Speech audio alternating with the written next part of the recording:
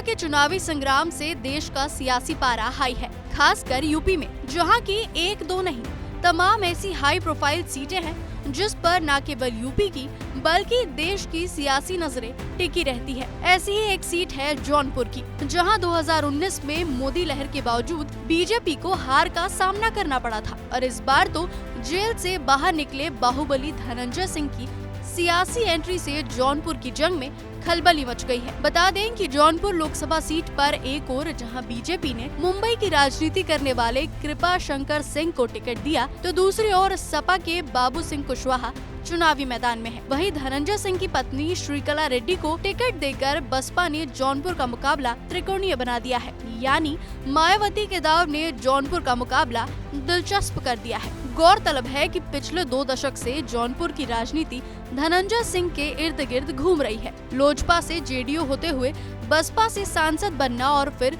सांसद रहते अपने पिता को विधायक बनवा देना, जौनपुर में ये जलवा धनंजय सिंह का है। बता दें कि 2002 में जौनपुर की राजनीति में धनंजय सिंह की एंट्री हुई और आज तक जौनपुर में उनकी हनक बरकरार है। यहाँ का राजनीतिक इतिहास भी काफी दिलचस्प रहा है, जहाँ 90 के दशक के पहले तक ज्यादातर कांग्रेस और जनता दल का राज रहा, लेकिन 90 के दशक के बाद से जौनपुर की जनता ने किसी पार्टी पर ही भरोसा नहीं जताया। 1979 में बीजेपी के राजा यादवेंद्र दत्त दुबे सांसद बने, तो 1991 में जनता दल से अर्जुन सिंह यादव सांसद चुने गए।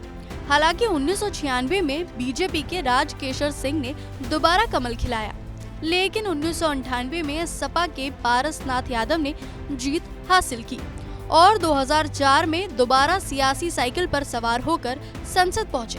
हालांकि 2009 में बीएसपी की टिकट पर धनंजय सिंह पहली बार सांसद चुने गए, लेकिन 2014 में बीजेपी के कृष्ण प्रताप सिंह ने जीत हासिल की और 2019 में मोदी लहर के बावजूद बसपा के श्याम सिंह यादव ने जीत हासिल कर सबको चौंका दिया। हालांकि 2019 में बसपा को सपा का समर्थन था, लेकिन इस बार बसपा और सपा भी अकेले मैदान में है और बीजेपी के साथ मुकाबला त्रिकोणीय है। ऐसे में जनता का वोट किसका पलड़ा भारी करेगी, ये काफी दिलचस्प रहने वाला है। एक ओर जहां बीजेपी और सपा उम्मीदवारों ने ताकत दिखाकर नामांकन किया, तो दूसरी ओर धनंजय सिंह की पत्नी श्रीकला रेड्डी ने जौनपुर में बिना किसी तामझाम के अपना नामांकन दाखिल किया था। लेकिन धनंजय सिंह का रसूख इलाके में सियासी समीकरण बदलने की ताकत रखता है और अब तो धनंजय सिंह जेल से बाहर भी आ गए हैं। ऐसे में जातीय समीकरण को धनंजय सिंह कितना साध पाते हैं, ये काफी अहम होगा। यहाँ के जातीय समीकरण पर